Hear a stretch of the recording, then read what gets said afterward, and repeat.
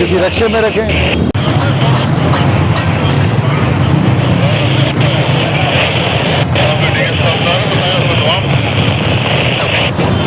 आपने जो मोटरसाइकिलों का काम कर रहे हैं, मैकेनिकल काम, आपको काम इधर करना चाहिए, रोड पे काम नहीं करना चाहिए। मैंने मुतअद्दिद बार मैंने आपको ये बताया कि मोटरसाइकिल फुटपाथ उधर लगाएं, तो साइड पे लगा के फिर काम करें। आप फिर रोड पे काम शुरू, रोड तो सिर्फ ट्रैफिक के लिए है।